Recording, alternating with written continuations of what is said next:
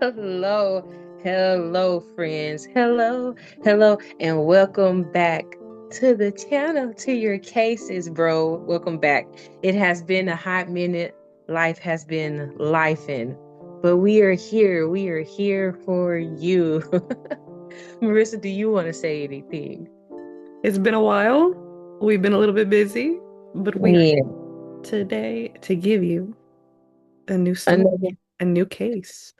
Yes, and so I'm going to take over this one. This one is very interesting because when I looked up the case, I originally thought that I knew. I was like, this is an open-ended type case, but of course. But then as I went back and read more of the stuff, I was like, ooh, so I'm curious to see what the people think about this case. So also, y'all, I'm nervous. I ain't did this in so long. I've still been doing you. I don't know. I'm just nervous. Hello. Okay, so in 1998 in a place called, let me see, Sonobe, district of Wakayama City, Japan, there was a festival going on. And so in Japan, they have these like summer festivals that they have every year. And so when I was reading, sorry, I got a lot of articles because I was like, hello. But when I was reading one of the articles, it said that this over there for them, these summer festivals are kind of like what churches do here. Uh-huh. They use it to, celebrate togetherness, celebrate life. Off, I believe offerings, but I don't know for sure. um but yeah, that's basically what it is. It's for their culture. And so this particular year, and oh, one interesting thing that I learned that I don't know, in my mind when they said summer festival, I picture like this big grand like rodeo ground, somewhere where you would rent out an open space, because that's kind of what festivals are for here for us. Actually, the festival there happened in their neighborhood, Oh, like yeah, on her front yard, and I was like, oh, so that was very culturally nice to see. So there was a village head whose name is, come on, come to me, Tanaka. I don't want to say his name wrong. Give me 1 second.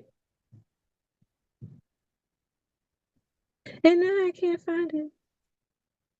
Okay, y'all know I ain't doing this today. I will put names over here. So there's a village head. We gonna call him Mr. T because I know what I'm talking about. So Mr. T wanted to put on this summer solace event for the people. He was like, let's get it going. So he asked two other people to take over the event, to cook, to host it in their front yard, because apparently they had like a very extravagant like type of yard, and everybody thought that it would be nice for it to happen there. And so on that morning of June 4th, 1990, no, y'all, July 25, 1998, yes, there was four people who was killed after indigestion a big pot of curry.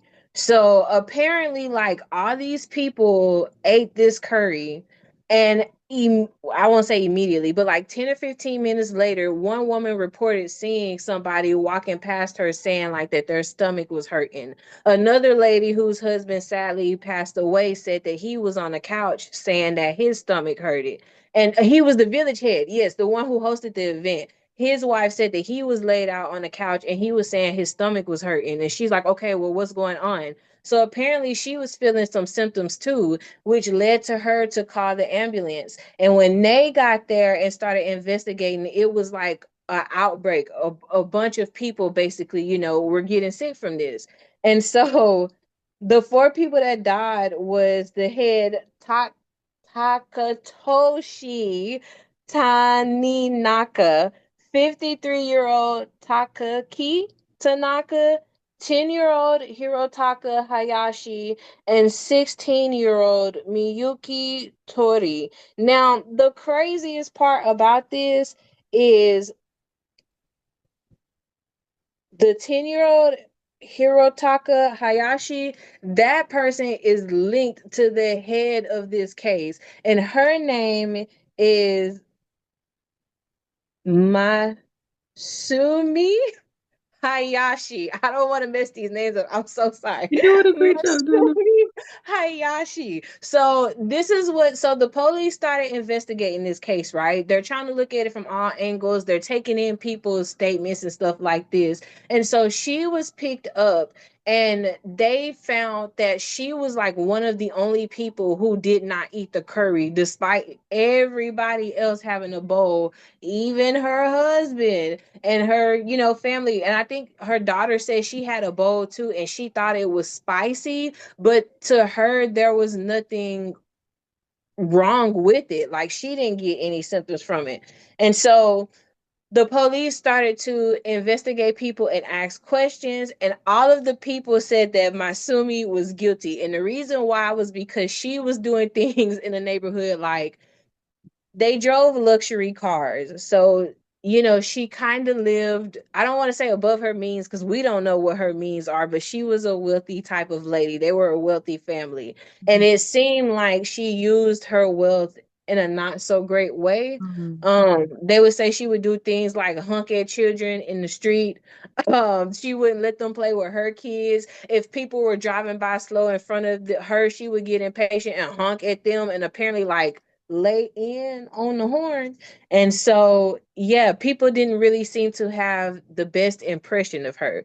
So when the police investigated her, they found traces of arsenic in Mhm. her hair. And when they tested the pot of curry, there was powdered arsenic, a large amount in the curry as well. And so, what they believe happened is she sprinkled the arsenic into the curry and fed it to everybody. And so, which the reason why that's so like, because her husband was an exterminator.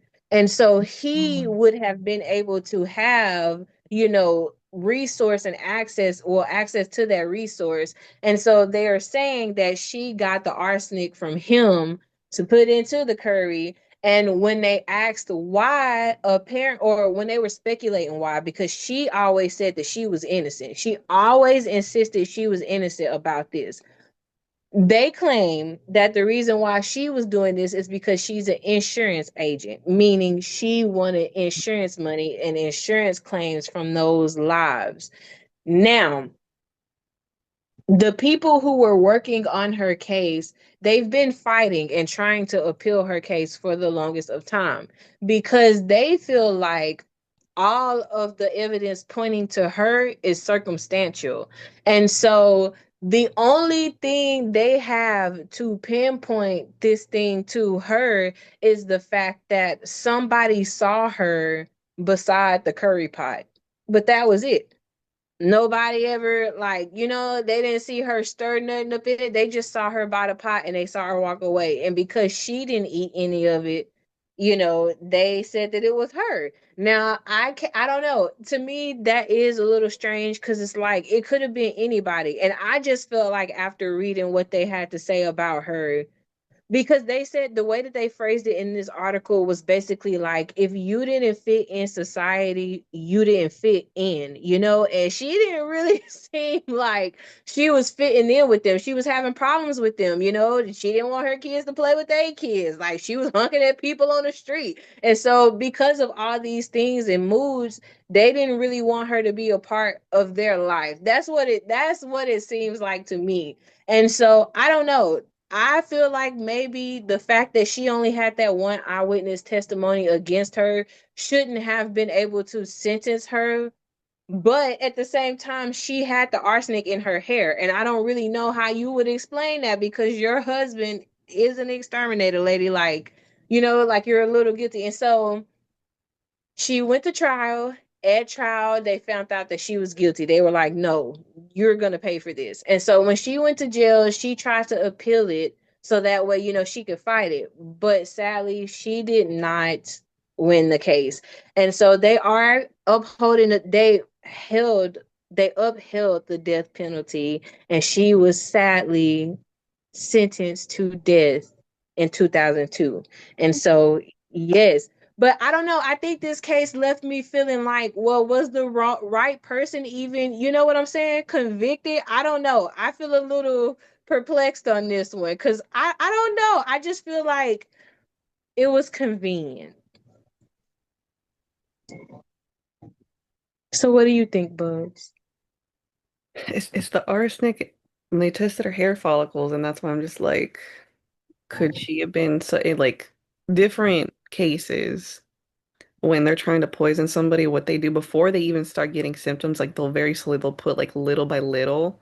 So like Hmm. gain like I don't know what you call like a tolerance before they start giving a lot to just take them out. So it's like, was she possibly like trying to give herself little bits of it? So say with the whole pot situation, if she did eat some, they could have been like, oh, it was you, but because she didn't eat anything, they're like, what are you doing? Yeah.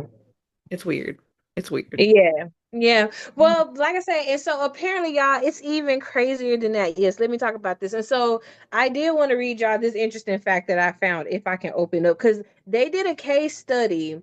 They watched a couple of people. Yeah, here it goes. They monitored certain people that was there, and they wanted to see like if they would get lesions on their skin, like what would happen to them, what would be the manifestations because of the arsenic. So they found that, so it was 63 patients that they tested on, and they found that 56% of the victims, well, no, it was observed in 56% of the victims. Yes, so I'm gonna read this to y'all just so y'all can know what they found. I don't know what any of this is, and I'm squeamish, so I didn't look any of this up. But I Oh, just thought that it was amazing to have the facts about this. So, facial edema was observed in 13 patients, transient flushing arrhythmia in 5, conjunct conjunctival hemorrhage in 15, maculopapular eruptions in the intergingitis. I don't know how to English. No, in an important area of the body. And y'all, I'm gonna spell it for you. Intertriginous areas in 8, acral desquamation in 11, and herp service infection in 3. So it says examinations of 21 patients at 3 months after their exposure to arsenic revealed ungalled changes, including Mies Arbues lines in 17 cases, and then perungal pigmentation in 9, and acral desquamation in 4 cases. And so it says our observations indicate that skin lesions are common in patients with acute arsenic poisons. These findings may provide information of diagnostic significance. So to me, that's interesting because I didn't think that, I don't know what, I just, this is about to sound horrible, but this is how my brain worked. I just assumed that if you inhaled arsenic, you were unalived. And I thought, I don't know, I never really thought that there was like a cure for it. And I never really thought that you could have lesions on your skin from it. So that was very interesting to me. I feel like I learned something new from that aspect because I'm like, gosh, this, no wonder like they tell you, like, don't touch this, don't play with this, you know? And so, yeah, y'all, that was the case. But people were buying tickets to literally go to this lady's house and look in the area of where the crime was committed. Like they made it a tourist attraction. Despite the police saying don't do it, despite the police tape being up, people still went to go see the place that the lady lived. And so, yeah, y'all, that is the summer solace case of Wakayama, Japan. Sonabe. okay. Mm-hmm. So she was Yes. sentenced to death. Did they already? Did she already meet her death? Mm-hmm. Okay. Mm-hmm. Because the final sentencing was in 2002. Okay. And it had since then, yes, she has done it. And then apparently, now I don't know if this is true. If we all want to go, I couldn't. It was hard to find too much information about it, and my guess was that since it was a foreign case, they restricted so much that because apparently in Japan, like this was a high profile case. And yes, that's what I was gonna say too. Do you remember that case I did about that person who was poisoning people at like that convenient store? Oh, yeah, yeah. Mhm. So apparently that was a copycat case that happened after this one Oh, happened. So this one was the one that kickstarted oh. all of those poison cases. And I was like, oh my gosh, I didn't even know that, that was interesting. But yeah, so I think that because we are over here, it was sealed up. Like I can't find too much on it. But I did read that apparently her daughter was supposed to have like taking her own life after this was said and done. And so, if that is true, may they all rest in peace. But yes, this is the case that I had for you guys today. Well, thank you for sharing that with us. It had me like, you gotta be careful who you eat from, cause And you and everything like in your own neighborhood. I ain't even safe in my neighborhood. I can't even go to the cookout. It's sad.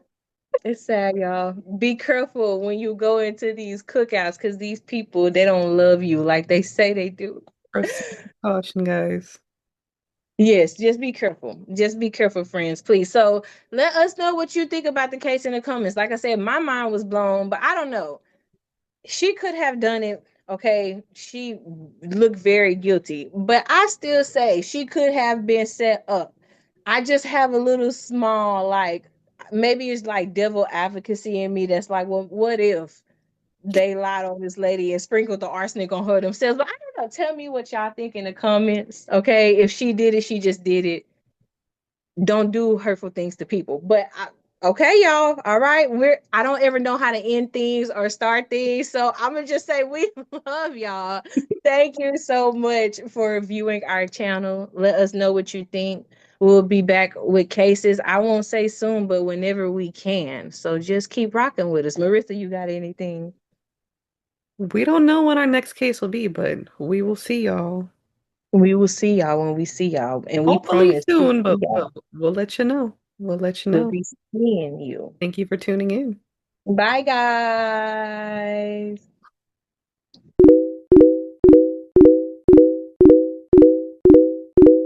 One Okay. Okay, theory. so yes, to add this theory. So in the article I read, they said that it was speculated she was mad at all of the other housewives in the neighborhood. They were having beefs, bro, apparently. So that's why she poisoned them because they were apparently like talking about her family, and I guess she caught wind of it. And so there was like animosity between the two parties. So that's why I also feel like she could have been set up. Because if y'all don't like this lady and y'all are excluding her from society, but that will also just make her probably want to take out the whole community. But yeah, so that is a possible theory. Hmm. Yeah. Careful who you eat from, guys. That's all I got. Man, just cook your own food, man. Hmm. Cook Mm. your own food.